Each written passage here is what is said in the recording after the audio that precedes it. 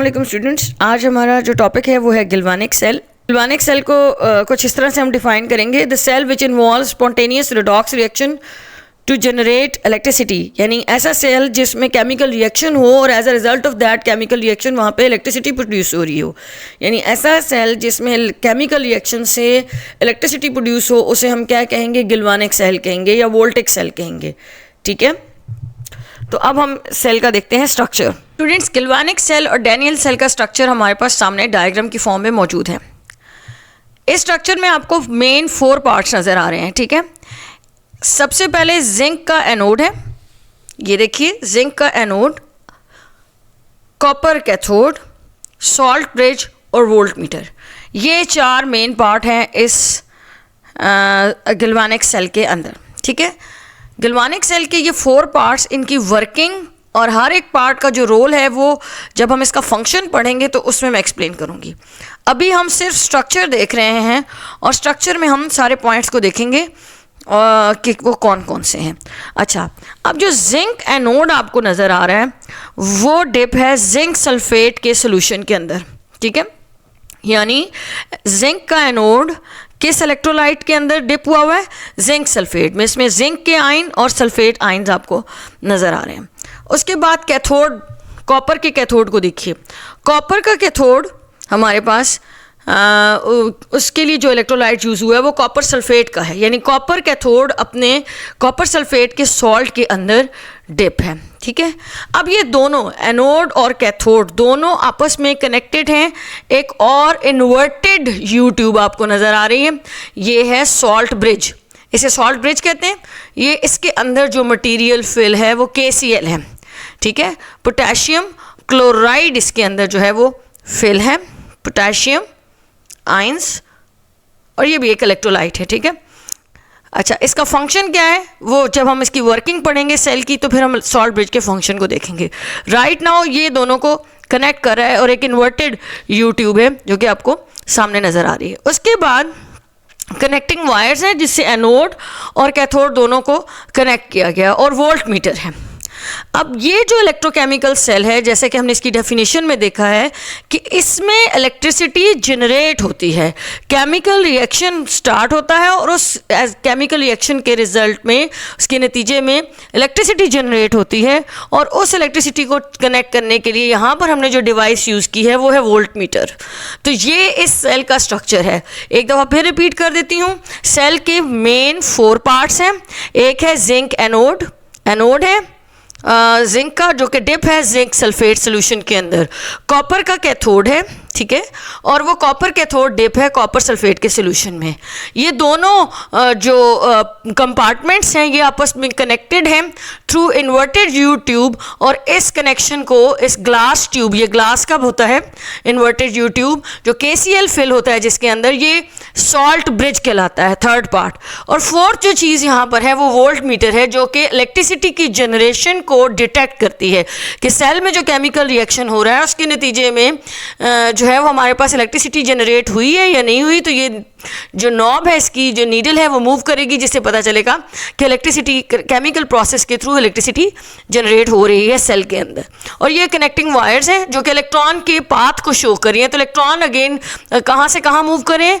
इस सेल में भी इलेक्ट्रॉन का पाथ एनोड से कैथोड की तरफ है, इलेक्ट्रॉन मूव करें एनोड से कैथोड की तरफ। तो ये इसका स्ट्रक्चर है। अब हम इस स्ट्रक्चर के जो पॉइंट्स हैं उनको देखते हैं one by one. Structure of galvanic cell. A galvanic cell consist of the following parts. पहला पार्ट है जी zinc bar dipped into the 1 molar solution of zinc sulphate. ठीक है जी, जिंक बार किस में डिप होगा? जिंक का जो इलेक्ट्रोड है वो डिप होगा जिंक के इलेक्ट्रोलाइट में, उसके सोल्यूशन में। ठीक है, एक तो कंपार्टमेंट ये हो गया। सेकंड हमारे पास जो कंपार्टमेंट है, यानी सेकंड जो डायग्राम में आपने देखा है, सेकंड जो बार है वो डिप होगी कॉपर सल्फेट के सोल्यूशन में, यानी copper bar is dipped into a 1 molar copper sulphate solution. Second electrolyte, second bar में जो इलेक्ट्रोलाइट यूज़ हो रहा है, जो कंपार्टमेंट में इलेक्ट्रोलाइट यूज़ हो रहा है वो है कॉपर सल्फेट का। कॉपर का जो बार है, कॉपर का इलेक्ट्रोड कॉपर के इलेक्ट्रोलाइट कॉपर सल्फेट में डिप होगा. So second part is a copper bar dipped into a 1 molar copper sulphate solution.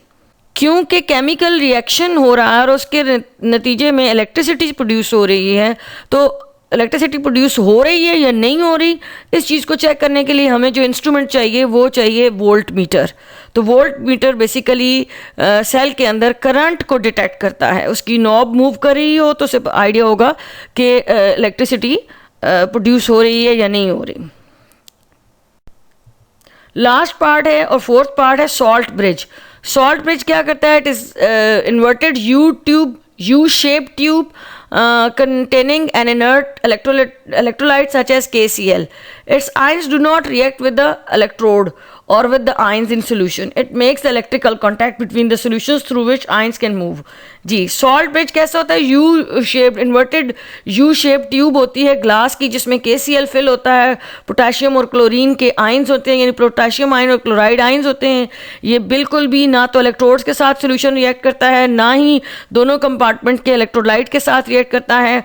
कोई इसका मेन काम नहीं है सिवाय इसके कि ये इलेक्ट्रिकल कंडक्टेंस प्रोवाइड करता है. इलेक्ट्रिकल कंडक्टेंस का मतलब है कि सोल्यूशन डायरेक्टली फ्लो नहीं करता, क्योंकि प्लग्स लगे होते हैं, कॉटन प्लग्स, तो सिर्फ आइंस मूव करते हैं एक कंपार्टमेंट से दूसरे आइंस, और वो आइंस कोई भी हो सकते हैं. वो सोल्यूशन के कॉपर, यानी बाहर से तो कोई नहीं होंगे, सिस्टम के अंदर जो आइंस हैं, जैसे एक तरफ कॉपर सल्फेट है और दूसरी तरफ जिंक सल्फेट है, तो कॉपर, जिंक और सल्फेट, ये तीनों आइंस एक कंपार्टमेंट से दूसरे कंपार्टमेंट में जा रहे हैं. सोल्यूशन की एग्जैक्टली मिक्सिंग नहीं हो रही, जस्ट इलेक्ट्रिकल कंडक्टेंस जो है वो पॉसिबल है थ्रू दिस सॉल्ट ब्रिज. ठीक है, तो ये इसका फंक्शन है. फ्रेंड्स, अब हम देखते हैं वर्किंग ऑफ गैल्वानिक सेल. ठीक है, डैनियल सेल वर्किंग कैसे करता है, या इसके डिफरेंट पार्ट में कौन कौन से फंक्शंस हैं और वो कैसे चीज़ें काम करती हैं. तो अब हम देखते हैं. सबसे पहले आप ये जिंक एनोड वाली साइड देखें.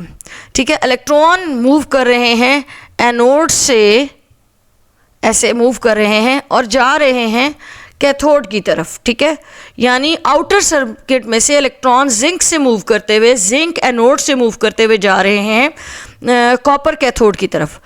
जिंक पे हो रहा है ऑक्सीडेशन का प्रोसेस. अब जिंक पे ऑक्सीडेशन का प्रोसेस क्यों हो रहा है, कॉपर पे क्यों नहीं हो रहा? दोनों मेटल्स हैं, दोनों यानी जिंक और कॉपर मेटल में से जिंक मेटल जो है वो एक्टिव मेटल है. जिंक कैसी मेटल है? एक्टिव मेटल है, और जो मेटल एक्टिव होती है उस पे होता है ऑक्सीडेशन का प्रोसेस. ठीक है, उस पे होता है ऑक्सीडेशन का प्रोसेस. तो अब जिंक में ऑक्सीडेशन हो रही है, लेकिन वो ऑक्सीडेशन कैसे हो रही है? यहाँ पे ये जो जिंक का एनोड है, इसके जो एटम्स हैं वो किस में चेंज हो रहे हैं? वो जिंक एटम अपने इलेक्ट्रॉन्स लॉस करके जिंक आयन में चेंज हो रहे हैं. ठीक है, जिंक मेटल का ये एनोड है, तो इसमें ये वाला रिएक्शन हो रहा है, यानी जिंक सॉलिड जो मेटल है उसके एटम्स आइंस में चेंज हो रहे हैं by losing electrons.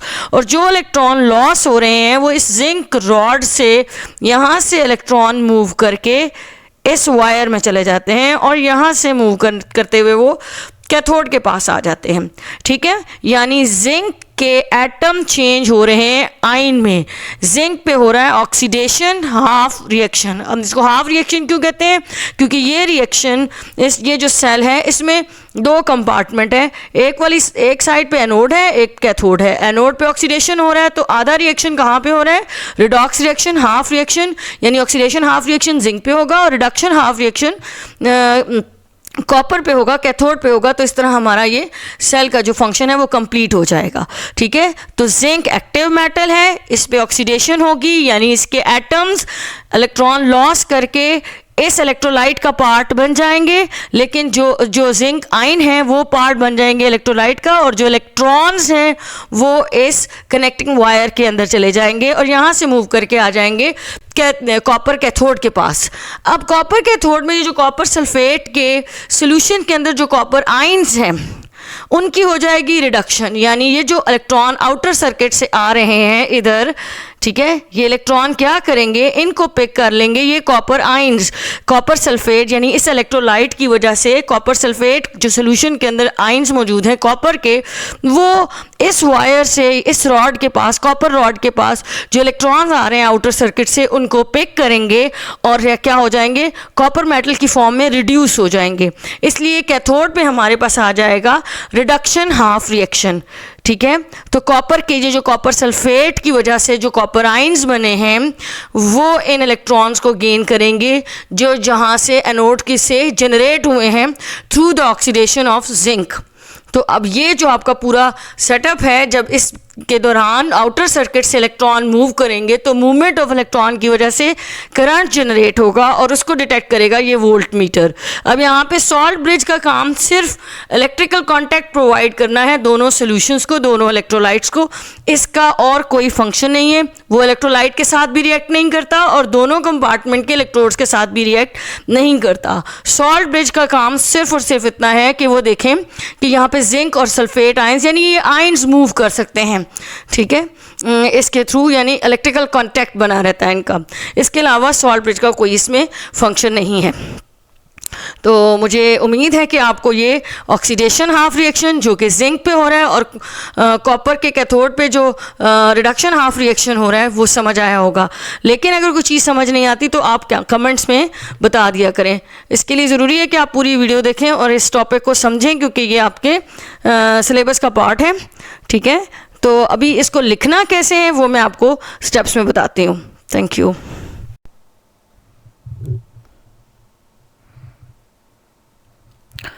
Half cell, half cell क्या होता है जी? गैल्वानिक सेल के अंदर दो कंपार्टमेंट्स हैं, दोनों आपको अलग अलग नज़र आ रहे हैं। जैसे zinc bar is dip in the zinc sulphate solution and copper bar is dip into the copper sulphate solution. Zinc bar वाले में ऑक्सीडेशन का रिएक्शन हो रहा है और कॉपर बार वाले में रिडक्शन का रिएक्शन हो रहा है। जिंक क्योंकि एक्टिव मेटल है तो वहाँ पे ऑक्सीडेशन होगी, इलेक्ट्रॉन लॉस होंगे और वहाँ से इलेक्ट्रॉन एक्सटर्नल सर्किट से मूव करके कॉपर के पास आएंगे, कैथोड के पास आएंगे, एनोड से इलेक्ट्रॉन मूव करके कैथोड के पास आ जाएंगे। तो ये एक्चुअली दोनों जो कंपार्टमेंट्स हैं वो अलग अलग अपनी अपनी जगह पे हाफ सेल के तौर पे काम कर रहे हैं। ठीक है, इसमें से एक ऑक्सीडेशन हाफ है और दूसरा रिडक्शन हाफ सेल है। तो यही चीज़ यहाँ पर इन स्लाइड्स में भी मैंने बताई है। Each compartment of the cell is called a half cell. Easily आपको समझ आ गया। अच्छा, उसके बाद देखिए, Daniel cell consist of two half cells joined in series. दोनों जो कंपार्टमेंट हैं वो एक सीरीज में पड़े हुए हैं और दोनों हाफ सेल्स हैं जो भी आपने डायग्राम में देखे। जब सर्किट कंप्लीट होता है, व्हेन सर्किट इज कंप्लीट, यानी एक्सटर्नल वायर में से इलेक्ट्रॉन एनोड से मूव करके कैथोड में आते हैं। Electron, when a circuit is complete, electrons begin to flow from zinc rod through the external wires to copper rod. Zinc rod वाला area क्या है, वो कौन सा इलेक्ट्रोड है, वो एनोड है। वहाँ से ऑक्सीडेशन हो रही है, इलेक्ट्रॉन वहाँ से फ्लो करें एक्सटर्नल वायर से और किसके पास आ रहे हैं, कैथोड के पास, कॉपर रॉड के पास, यानी दूसरे हाफ सेल में। The zinc half cell act as anode and copper half cell act as cathode. ठीक है जी। तो a half cell consists of metal rod dipped in the solution of its salt.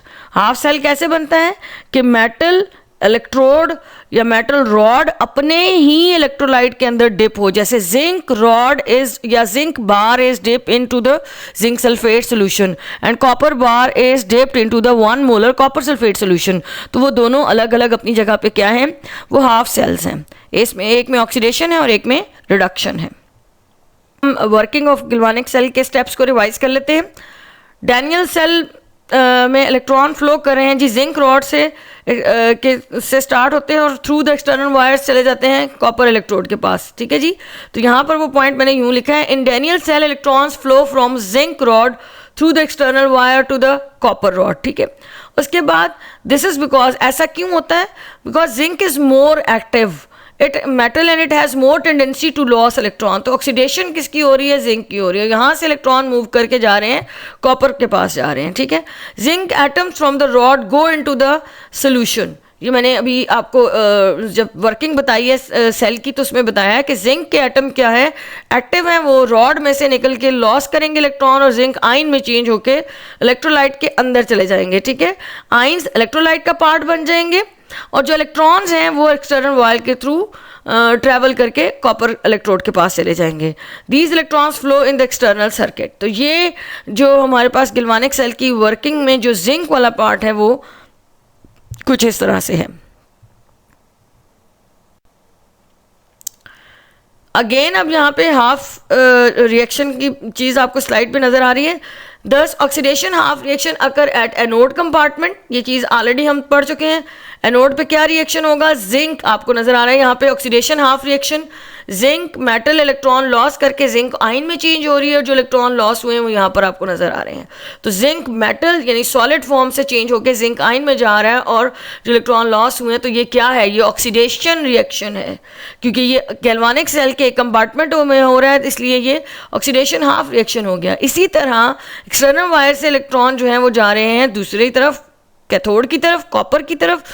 तो copper के जो ions हैं, sulphate solution copper sulphate का जो electrolyte है वो भी आयंस की फॉर्म में है।